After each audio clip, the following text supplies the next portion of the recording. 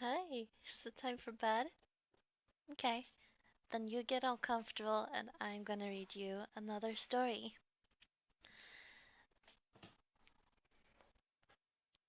The story I've chosen for tonight is The Shoes That Were Danced into Pieces. Once upon a time there was a king who had 12 daughters, each one more beautiful than the others. They slept together in one room where their beds stood next to each other. At night, when they were lying there, the king closed their door and barred it. However, when he opened it the next morning, he saw that their shoes had been danced to pieces. No one could determine how it had happened. Then the king proclaimed that whomever could discover where they went dancing each night could choose one of them for his wife and become king after his death. However, anyone who attempted this but failed to make the discovery after 3 days and nights would forfeit his life. A prince soon presented himself, offering to undertake the venture. He was well received, and that evening was taken to a room adjacent to the bedroom. A bed was made for him there, and he was told to watch where they went and danced, so they would not be able to do anything in secret or go into another place. The door in the room was left open. However, the prince's eyes felt as heavy as lead, and he fell asleep. When he awoke the next morning, the 12 had been dancing, for their shoes all had holes in their soles. The same thing happened the second and third evening, and his head was chopped off without mercy. Many others came to try this risky venture, but they all, too, lost their lives. Now it happened that a poor soldier, who was wounded and could no longer serve in the army, was making his way to the city where the king lived. An old woman met him and asked him where he was going. "I'm not exactly sure myself," he said jokingly, "but I would like to discover where the princesses are dancing their shoes to pieces and then become a king." "That's not so difficult," said the old woman. "Do not drink the wine that they bring you in the evening." Then she gave him a cloak and said, "When you put this on, you will become invisible, and you can follow the 12."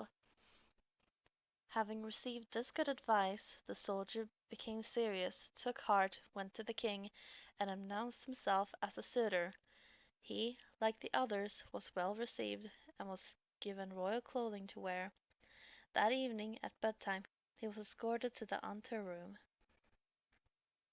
Just as he was about to go to bed, the oldest princess brought him a goblet of wine. However, he had tied a sponge beneath his chin and let the wine run into it, drinking not a single drop himself. He laid down, and after a little while began to snore as if he was in the deepest sleep. The princesses heard him and laughed. The oldest one said he could have spared his life as well. When they got up, opened their wardrobes, chests, and closets, took out their best clothing, and made themselves beautiful in front of their mirrors, all the time jumping about in anticipation of the dance. Only the youngest one said, "I'm not sure. You're all very happy, but I'm afraid something bad's gonna happen." "You snow goose," said the oldest one. "You're always afraid.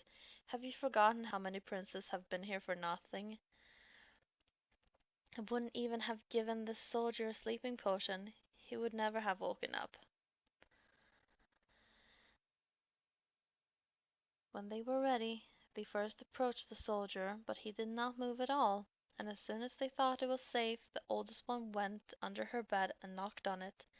It immediately sank beneath the floor, and they all climbed down through the opening, one after the other, the oldest one leading the way. The soldier saw everything, and without hesitation put on the cloak and followed after the youngest one. Halfway down the stairs he stepped on her dress. Frightened, she called out, "Who's there? Who's holding my dress?" "Don't be stupid," said the oldest one. "You just caught yourself on a hook." They continued until they came to a magnificent walkway between rows of trees. Their leaves were all made of silver, and they shone and glistened.